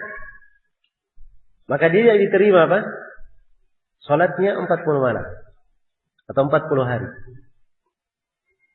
Ya, ini bertanya saya. Tidak membenarkan. Adapun kalau dia bertanya kepada dukun dan dia benarkan ucapan si dukun, itu hukumnya di riwayat berikutnya. Hukumnya di riwayat berikutnya. Di riwayat berikutnya kata penulis rahimahullah, wa Abi Hurairah radhiyallahu anhu, dari Abu Hurairah radhiyallahu anhu, an Nabi sallallahu alaihi wasallam annahu qala, dari Nabi sallallahu alaihi wasallam beliau berkata, man ata kahinan fasaddaqahu bima yaqul faqad kafara bima unzila ala Muhammad sallallahu alaihi wasallam. Rawahu Abu Dawud. Kata beliau, barang siapa yang mendatangi dukun lalu membenarkan ucapan dukun tersebut, sungguh dia telah kafir terhadap agama yang diturunkan pada Nabi Muhammad sallallahu alaihi wasallam. Dia hukum kafir ya, dia datang ke dukun dia percayai. Dianggap dia kafir terhadap agama Nabi Muhammad sallallahu alaihi wasallam. Iya. Kemudian kata beliau, walil arba'a wal hakim wa qala sahihun ala syartihima 'an Nabi sallallahu alaihi wasallam. Diriwayatkan pula oleh Imam 4 dan Al-Hakim. Dan Al-Hakim berkata hadis ini sahih menurut syarat keduanya, itu syarat Bukhari dan Muslim, dari Abu Hurairah bahwa Nabi sallallahu alaihi wasallam bersabda, "Man ata arrafan atau kahinan, siapa yang mendatangi tukang ramal atau dukun, fasaddaqahu bima yaqul, lalu dia benarkan ucapan dukun atau tukang ramal tersebut, faqad kafara bima unzila ala Muhammadin sallallahu alaihi wasallam, maka sungguh dia telah kafir terhadap agama yang diturunkan kepada Nabi Muhammad. Wa la yabi'ala bi sanadin jayyidin an Ibnu Mas'udin mithluhu mauqufan. Diriwayatkan pula oleh Abu Ya'la dari Ibnu Mas'ud secara mauquf dengan sanad yang jayyid. Jadi ini beberapa riwayat ya menjelaskan bahwa orang yang mendatangi dukun atau paranormal, kemudian dia tanya tentang sesuatu, dia benarkan ucapannya, maka hukumnya dia telah kafir terhadap apa yang diturunkan kepada Nabi Muhammad sallallahu alaihi wasallam. Jelas? Iya. Syekh Ibnu Utsaimin rahimahullah menjelaskan bahwa bertanya kepada dukun itu terbagi 4. Bertanya kepada dukun. Yang pertama, dia sekadar bertanya saja. Iya. Ini hukumnya adalah apa? Hukumnya adalah haram. Dan ini termasuk dosa besar karena dikatakan tidak diterimanya berapa? Tidak diterima salatnya selama 40 malam. Ini sekadar bertanya saja. Iya. Keadaan yang kedua, dia bertanya dan membenarkannya. Dia tanya kepada dukun, siapa yang mencuri duit di rumahku? Oh, yang mencurinya adalah saudaramu. Oh iya, memang benar itu. Dan dia dari dulu hasad terhadap saya. Nah, ini dia benarkan namanya. Kalau dia benarkan, maka ini hukumnya apa? Hukumnya kekafiran. Itulah yang disebutkan di dalam riwayat yang kedua. Faqad kafara bima unzila ala Muhammad. Kemudian yang ketiga, kata Syekh, dia bertanya untuk menguji si dukun, benar atau dia jujur atau dusta. Iya. Nah,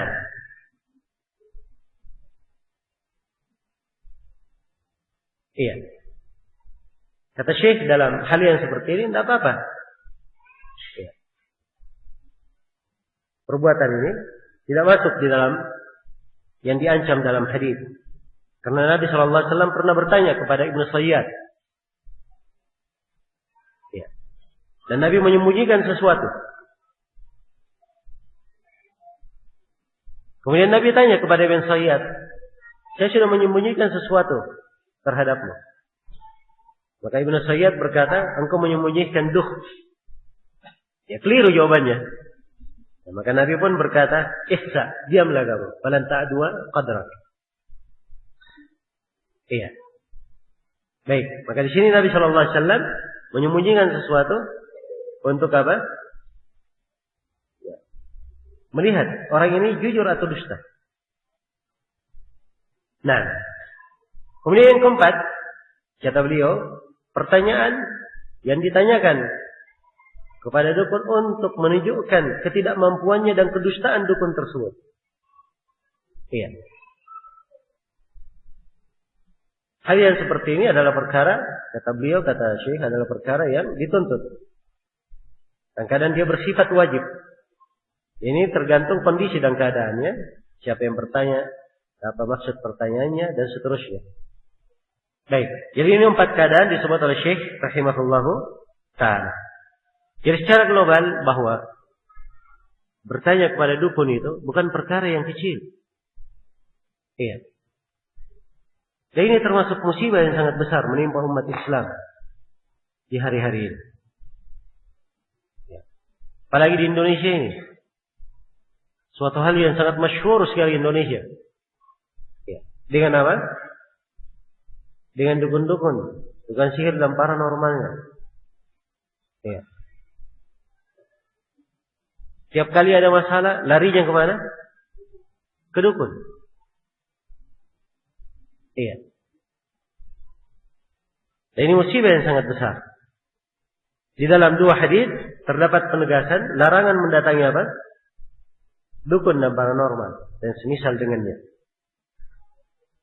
Ya, di hadis yang pertama menjelaskan kalau dia sekadar bertanya itu adalah dosa besar, tidak diterima salatnya. 40 hari, 40 malam. Dan kalau dia bertanya sekaligus membenarkan, maka ini adalah bentuk dari kekufuran. Sebab dia mempercayai orang yang mengaku tahu ilmu gaib. Dan itu adalah kekafiran. Dan itu adalah kekafiran. Iya. Dan dua hadis ini terdapat di dalamnya kandungan bahwa seorang yang bertauhid itu wajib mendustakan para dukun. Nah, wajib mendustakan para dukun.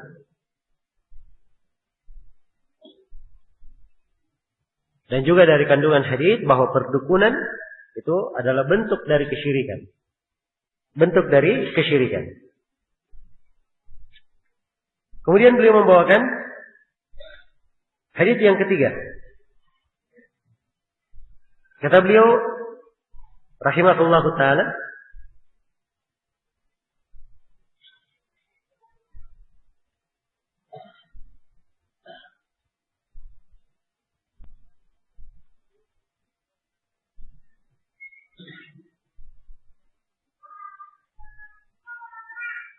kata beliau rahimahullah, wa Imran bin Husain radhiyallahu anhu marfu'an. Dari Imran bin Husain secara marfu' beliau berkata, Rasulullah bersabda, "Laisa minna man tatayyara aw tutayyira lah, aw takahhana aw tukuhhina lah, aw sahara aw suhira lah. Wa man ata kahinan fasaddaqahu bima yaqul, faqad kafara bima unzila ala Muhammad." Rawahu al-Bazzar bi isnadin jayyid.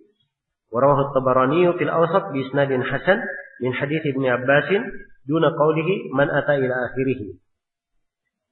Rasulullah bersabda, tidak termasuk dari golongan kami. Iya. Laisa minna. Tidak masuk dari golongan kami. Nah, kalimat ini tidak termasuk dari golongan kami. Ini mengandung dua kemungkinan. Mungkin keluar dari Islam dan mungkin tetap dia Muslim tapi keluar dari tuntunan. Jelas ya? Karena itu kalau ada kata yang disebutkan laisa minna, maka dilihat isi dari hadis itu bagaimana. Dilihat sesuai dengan keadaannya. Bukan dari kami man tatayyara atau tutayyira lah. Orang-orang yang melakukan tatayyur atau ditatayyur untuknya. Iya, ini akan datang ya pembahasan tentang tatayyur. Ya, akan datang. Jadi orang yang melakukan tatayyur itu bukan dari kami. Demikian pula orang yang minta dilakukan tatayyur untuknya, itu juga bukan dari kami, umat Islam. Kemudian yang kedua, au takahhana au tukuhhinalah. Bukan juga dari kami orang yang apa? Melakukan perdukunan atau dilakukan perdukunan untuknya. Iya. Dilakukan perdukunan untuknya.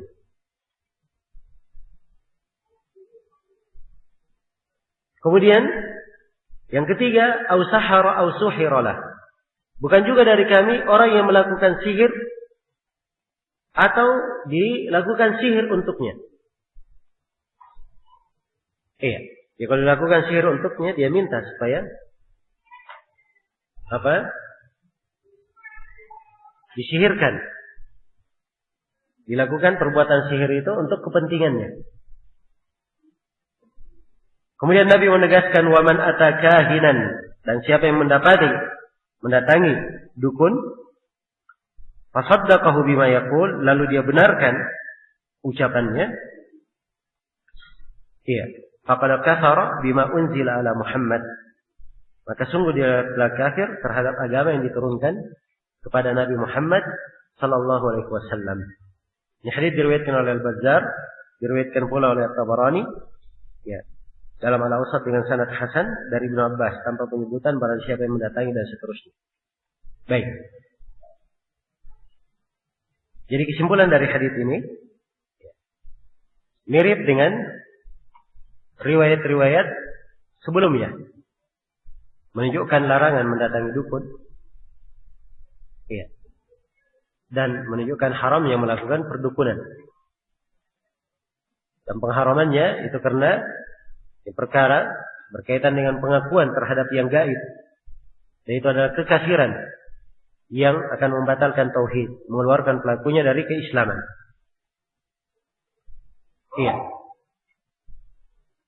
Dan sebagaimana sebelumnya di dalam hadis ini terdapat kewajiban mendustakan para dukun dan tidak boleh mempercayainya, dan kewajiban menjauh dari mereka. Iya. Setelah membawakan hal ini, penulis rahimahullah mulai merinci istilah-istilah yang digunakan untuk nama-nama orang-orang yang melakukan perdukunan tersebut. Kata beliau, qala Al-Baghawi, berkata Imam Al-Baghawi. Ya. Al-Baghawi salah seorang dari imam terkenal rahimahullahu taala. Ya, menulis banyak buku ya. Antara bukunya Syarhus Sunnah. Dan biasanya di dalam menguraikan hadis-hadis itu di dalam buku Syarhus Sunnah. Qala al-Baghawi al-Arraf alladhi yadda'i ma'rifat al-umur bi muqaddimatin yustadallu biha 'ala al-masruq wa makani ad-dallah wa nahwi dhalik. Al-Baghawi berkata al-Arraf itu, ini istilah al-Arraf ya. Arraf itu dari asal bahasanya dia sok tahu, orang yang merasa pintar. Adalah orang yang mengaku mengetahui perkara-perkara dengan muqaddimat, dengan pendahuluan-pendahuluan. Iya. Dengan pendahuluan. Jadi ada hal-hal yang dia tanya kepada orang yang mendatanginya, ya, dengan pendahuluan itu, dengan jawaban orang tersebut, ia pun jadikan dalil ya, tentang sesuatu yang dicuri itu apa, tempat dicurinya di mana, dan semisal dengan itu. Wakilah wal kahin. Dari yang berkata bahwa Arraf itu adalah kahin, sama, dukun. Nah, istilah kahin itu, kata beliau, wal kahin huwa alladhi yukhbiru anil mughayyibat fil mustaqbal. Adapun kahin, dia adalah orang yang mengabarkan, memberitahukan tentang perkara-perkara yang akan terjadi di masa mendatang. Itu kahin. Sudah kita terangkan ya, dukun. Wakila alladhi yukhbir amma fid dhamir. Dari yang berkata bahwa dukun itu al-kahin, itu adalah orang yang mengabarkan tentang apa yang ada di dalam hati.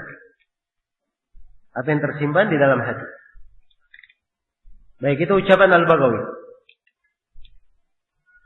Iya. Jadi dari ucapan Al-Baghawi ini beliau terangkan dua. Tentang Al-Arraf dan apa? Kahin. Dua.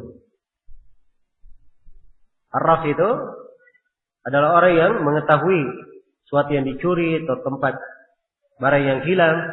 Itu dengan pendahuluan-pendahuluan. Nah, ini yang kedua kesimpulannya dari ucapan Al-Baghawi. Ada yang mengatakan bahwa Al-Arraf sama dengan kahin. Kemudian yang ketiga, kahin itu adalah orang yang mengabarkan tentang apa? Perkara gaib yang akan datang. Dan ada yang mengatakan bahwa kahin orang yang mengabarkan apa yang ada di dalam apa? Di dalam hati. Ini ucapan Al-Baghawi. Qala Abu Abbas Ibnu Taimiyah, adapun Ibnu Taimiyah rahimahullah, beliau memberi definisi Al-Arraf ismun lil kahin wal munajjim wal ramman wa nahwihim mimman yatakallamu fi ma'rifatil umur bihadhihi turuq. Arraf itu lebih luas kalau menurut Ibnu Taimiyah. Jadi sebutan untuk tukang ramal, ya, dia sebutan untuk kahin, dukun, untuk munajjim. Ya, munajjim ini apa? Ya, ahli nujum. Dan untuk romal. Romal itu tadi ya, romal itu dari rimal. Rimal itu pasir ya, pasir, padang pasir. Yang garis-garis, bikin garis. Terbentuk dari perdukunan juga. Romal. Wanahwihim, dan yang semisal dengannya. Mimman yatakallamu fi ma'rifatil umur bihadihi turuq. Dan semisal dari mereka, dari orang-orang yang berbicara. Ya, di dalam mengetahui, merasa tahu perkara-perkara dengan cara-cara tersebut. Iya, dengan cara-cara tersebut. Kemudian kata beliau,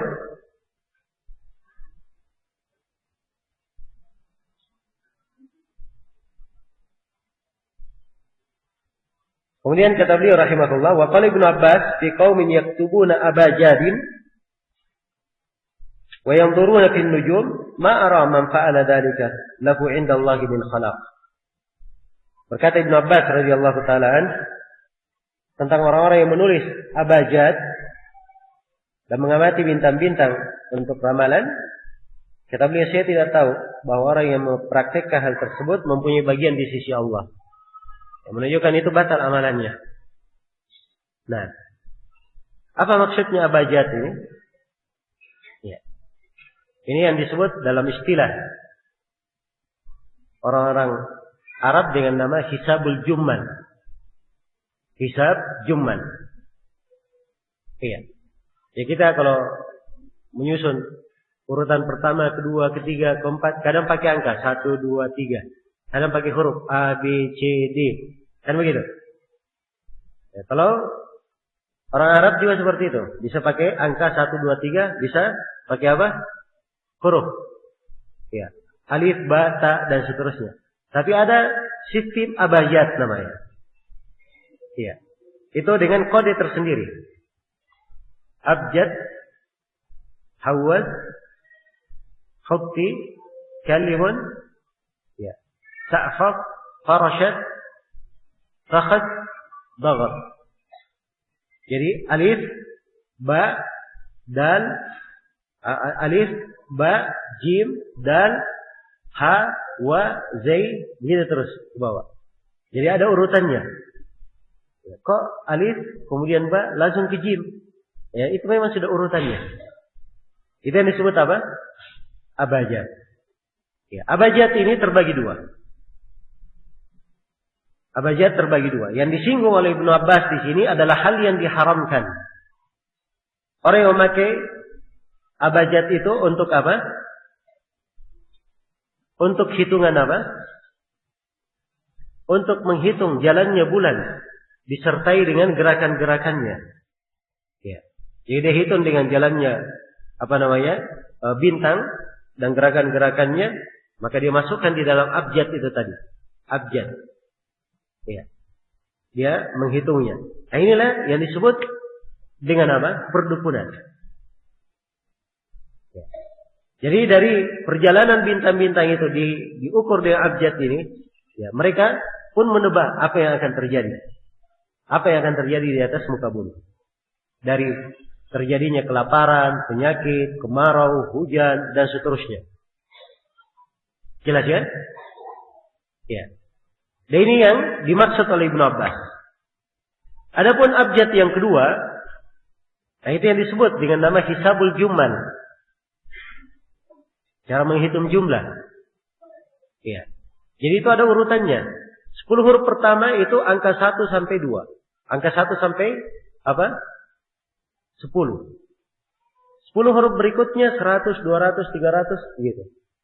10 huruf berikutnya itu ada ukuran-ukurannya 1000, 2000 dan seterusnya. Jelas ya? Iya.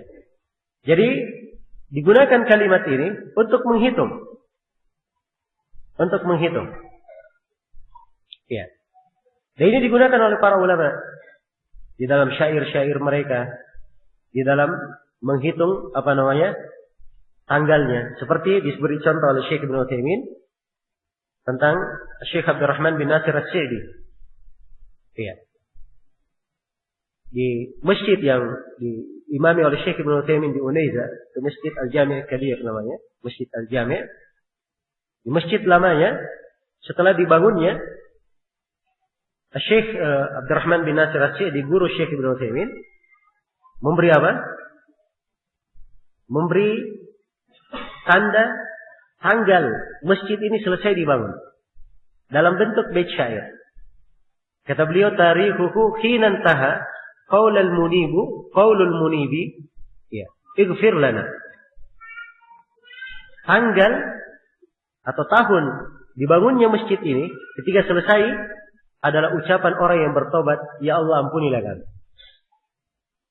Jadi ada 6 huruf. Ighfir lana, alif, ghain, fa, ra, lam, nun, tambah lagi A1. Ini kalau dihitung semua abjad. Alif berarti 1. Ghafar, nanti dihitung. Dia di urutan keberapa huruf ghain itu? Nanti dihitung berapa jumlahnya. Oh, dia 1000 misalnya. Atau dia 600. Ya sekitar itu, ada hitungan-hitungan. Saya juga tidak hafal ya. Ya hitungannya. Hanya saja di sini nggak ada papan, dekat ada. Ini saya bisa tunjukkan. Ya, bagaimana kaidah menghitungnya. Jadi kalau dihitung semua huruf ini nilainya, jadi alif itu ada nilainya, ghain ada nilainya. Ya, fa ada nilainya, ra ada nilainya, lam ada nilainya, nun ada nilainya, alif lagi ada nilainya.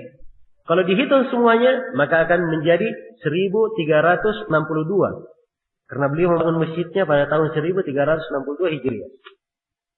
Jelas ya? Dipahami sampai sini? Maka ini hisab jumal yang seperti ini dipakai oleh para ulama dalam syair-syair. Ya. Tidak hanya dipakai di sini saja. Ini banyak di banyak tempat. Di banyak tempat. Baik. Jadi ini tentang masalah abajad. Abajad itu sekali lagi terbagi berapa? Terbagi 2. Yang dimaksud oleh Ibnu Abbas tadi yang pertama, itu yang tercela, yang terdapat di dalamnya perdukunan. Iya. Nah, karena itu beliau katakan qaumin yaktubuna abajad wa yanzuruna fin nujum. Dia menulis abajad dan dia melihat kemana? Ke bintang-bintang, mengaitkannya. Maka orang yang seperti ini tidak ada bagiannya di sisi Allah.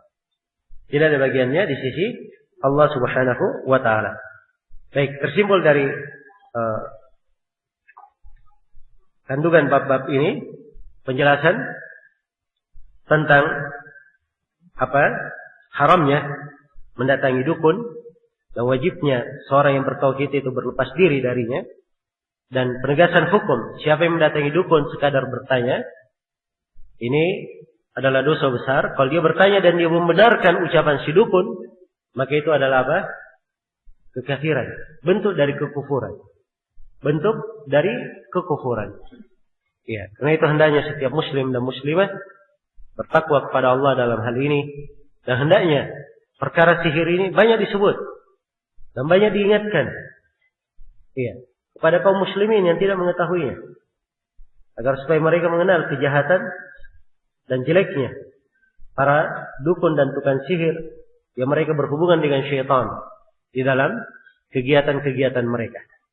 Iya. Wallahu ta'ala alam. Baik, selesai sudah ya bab yang keberapa? 25. Ini bab yang ke-26. Kalau kita terangkan sekarang kayaknya sudah habis waktu ya. Sudah setengah 12. Sebentar lagi masuk waktu sholat duhur. Baik, untuk sementara saya cukupkan dulu sampai sini. Insyaallah ta'ala kita sambung nanti di sesi berikutnya. Subhanakallahumma bihamdik asyhadu an la ilaha illa anta astaghfiruka wa atubu ilaik walhamdulillahi rabbil alamin. Assalamualaikum warahmatullahi wabarakatuh.